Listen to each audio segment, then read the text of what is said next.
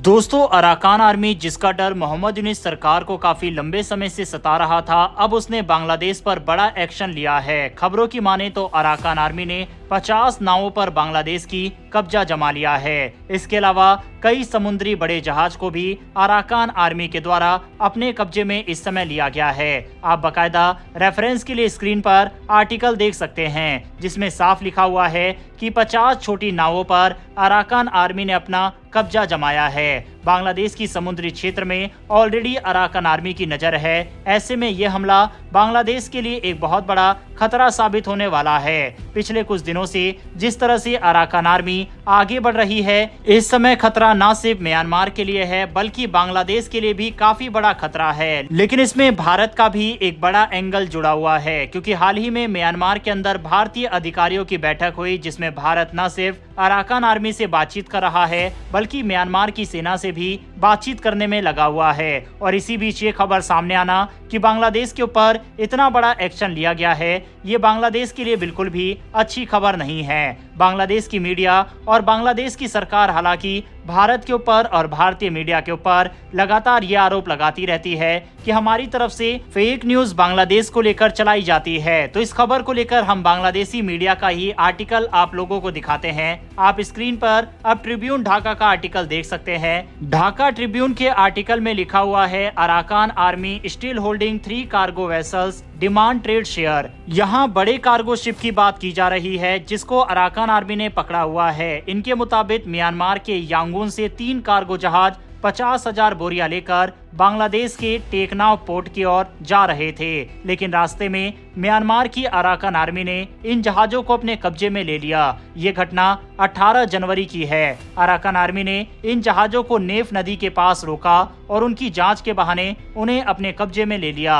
जहाजों पर अचार, सूखी मछली, सुपारी, कॉफी और अन्य चीजें थी। अराकान आर्मी एक विद्रोही समूह है जो म्यांमार के रखाइन राज्य में सक्रिय है। ये समूह अपनी अलग राज्य की मांग कर रहा है और बॉर्डर ट्रेड से अपना हिस्सा भी मांग रहा है। एक स्थानीय व्यापारी के मुताबिक अराकान आर्मी इन जहाजों के मालिकों से ट्रेड के मुनाफे में हिस्सा मांग रही है। अराकान आर्मी के कब्जे के कारण टेकनाव पोर्ट पर व्यापार पूरी तरह से ठप हो गया है। पिछले 45 दिनों से टेकनाव पोर्ट पर कोई जहाज नहीं पहुंचा है। व्यापारी पहले से ही म्यांमार के गृह युद्ध से परेशान थे। अब इस घटना के बाद व्यापारियों में डर और बढ़ गया है। व्यापारी और अधिकारी अब सरकार से मदद की उम्मीद कर रहे हैं। सरकार से मांग की जा रही है कि म्यांमार के साथ बातचीत करके इस समस्या का समाधान निकाला जाए। कॉक्स बाजार चैम्बर ऑफ कॉमर्स के अध्यक्ष अबू मोर्शेद चौधरी ने भी कहा है कि व्यापार को जारी रखने के लिए दोनों देशों के बीच बातचीत जरूरी है। बांग्लादेशी मीडिया के मुताबिक जब से इन जहाजों को पकड़ा गया है, तब से सेना और सरकार दोनों ही अराकान आर्मी से इस जहाज को छुड़ाने की मांग कर रहे हैं, लेकिन उनके द्वारा अभी भी इस जहाज को नहीं छोड़ा जा रहा। आपको ये याद दिला दे कि ये वही बांग्लादेश के लोग, बांग्लादेश की सेना है जो कुछ दिन पहले भारत को ये धमकी दे रहे थे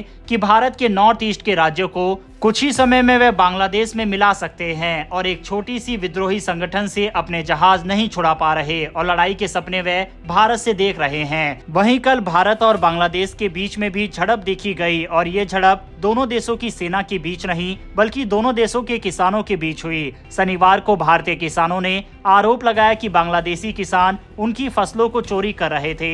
वहीं बांग्लादेशी किसानों का कहना था कि भारतीय किसान उनके क्षेत्र में आकर आम के पेड़ काट रहे हैं। घटना सुबह करीब 11:45 बजे शुरू हुई। भारतीय किसानों का कहना है कि उन्होंने बांग्लादेशी किसानों को भारत की सीमा में फसल काटते हुए देखा। जब उन्होंने इसका विरोध किया तो बात बढ़ते बढ़ते झगड़े में बदल गई। दोनों पक्षों ने एक दूसरे पर पथराव किया।